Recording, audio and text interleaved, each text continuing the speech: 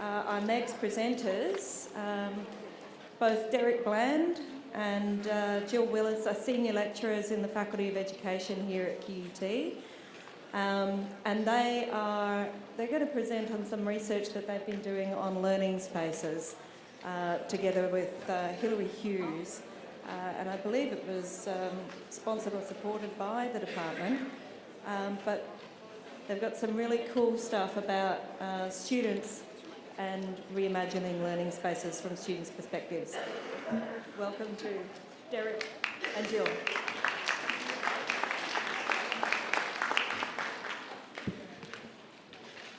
Well, what a great morning so far, and it was exciting to have Linda Sun and introduce the whole day for us. We've got some more student voices. Derek and I, with Hilary, investigated the BER libraries. So rocket-powered libraries, a doorway to Narnia, a room of imagination. These were some of the exciting ideas that primary school students came up with when we asked them to contribute to the Reimagining Learning Spaces project.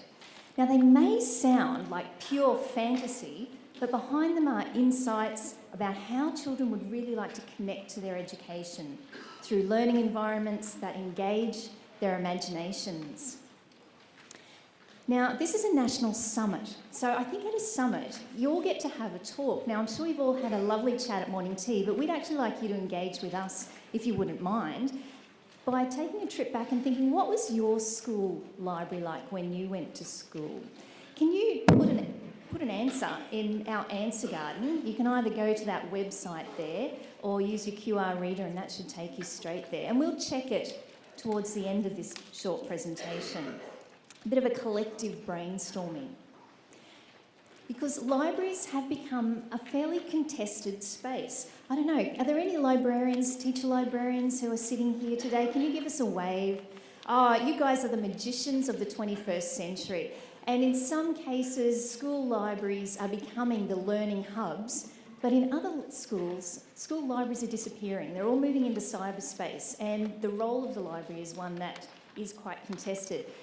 What we found in our research, as we looked at 9 BER libraries across Queensland, is that they are one of the few indoor places in a school where students of all ages can mix and can relax, can make choices, and they're really important. Derek and I aren't librarians, by the way, but I think we're converts. So in 2009 to 2011, Queensland schools received $1.7 billion as part of the BER, and over 600 libraries were built or refurbished. That, I reckon, is an amazing educational investment, even though it may not have achieved the education revolution we thought might be coming. The speed, the limitations on the construction type really led to a bit of lack of consultation on what was needed by each school. Sometimes all the decisions were made by the principal. Sometimes librarians came back from their holidays to find, oh, here's your library. They might have been asked to consult about colour schemes or maybe some furnishings. And in the libraries we looked to, none of them consulted children about what would have been involved. We wondered if children had been consulted, we think they might have been a bit more child-friendly, environmentally friendly, flexible, agile, and led to better mental, social and emotional health as increased imagination and creativity was involved. We invited students as part of the research to imagine what is their ideal library, and we're going to share some of those pictures that they drew and also some of their comments. So while we show you, I don't know, if you've already been on the answer garden, we're going to invite you to engage with us in another way as well. You might be an artist sitting here imagining already what would your ideal school look like. If you're going to do a drawing, you might want to put it into the Twitter stream, or if Twitter's still new, even after Kelly's great masterclass, come and see me and I'll tweet it for you. And that could be a thing for you to reflect on during the day. Derek's going to talk us through now what some of the students thought their ideal library might look like. Thanks, Jill. And what we're going to show you are some fairly imaginative ideas. I think we've picked out some of the best ones, and some of the creepiest ones. But what we've found is that not only in this project but in other research projects where children have been asked to depict their ideal school or their ideal learning space, they've come up with the same thing regardless of where they live. It doesn't matter which hemisphere, which continent they're on. What children particularly want are places that are not stuffy and boring. They don't want to be in classrooms particularly. They want to get out, get into the real world with colour, imagination, natural light and air, places of social imagination. What Maxine Green called places where there's the capacity to invent visions of what should be and what might be. If the students had their way with the libraries built under the BER scheme, they would have combined the inside and the outside. There would have been places to learn hands-on. Here's a lovely example. Yes, it's a school library, as conceived by a Year 6 student. And in this particular library, there's a TARDIS. What else? Doctor Who fans will be delighted. Outside there's a grassy area with lots of cute animals walking around giving you books and and giving you advice on them. Tables and chairs float off the ground. There's a glass elevator powered by rockets. A box in the corner that if you spend 5 minutes in there, you will learn all the things in the world. And there's an observatory and a roller coaster to get you from one room to another. When we asked the children to draw these, we also asked them to write a bit about what they'd drawn, because essentially when we're analysing children's drawings, we don't want to take an adultist view. We need to know what's in the students' minds. And it's very easy to misinterpret a drawing that a child has made. Here's another school library. You can see this has fact and fiction, the horse and the unicorn. In the corners there are speakers that give information. And what she says, a Year 6 female from a rural school, you can learn about the animals by reading and looking. The ground is fake grass and carpet. The colours are based on real life and fantasy. The animals are in a pen outside, so I guess they're looking in. Collectively, children show an innate leaning towards biophilia. That's a new word I picked up quite recently. It's the natural attraction to the natural world. So a love of the natural world. And all the research projects that I mentioned before, children are saying, get us out into that natural environment, get us into the fresh air, the natural light. And this student sees herself as being in a library that's around a pond, where she's reading, in contact with the natural environment. It's that environment that promotes cognitive and intellectual development and enhances social relationships for these children. So this is what this Year 6 student said about her pond. A girl reading a book by a pond, and you can imagine herself reading by the pond. She's put out the signs about the particular authors that she likes, because she likes reading stuff like that. So there you go. This one's an intriguing one. Any ideas? This is a doorway into Narnia. Not the regular Narnia, she says. This is book Narnia. So there's a cupboard, and you go through the cupboard and you find a book tree. So this is not a regular tree, it's a giant fig tree where all the leaves are in fact books. You can climb up and find your book. Another horse.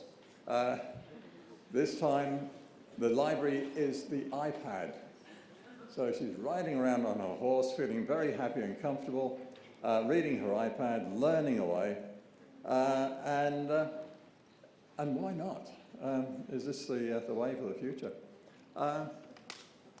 So we know that it's very unlikely that future libraries won't be ships on the ocean like the initial slide, tree houses or secret doorways into Narnia.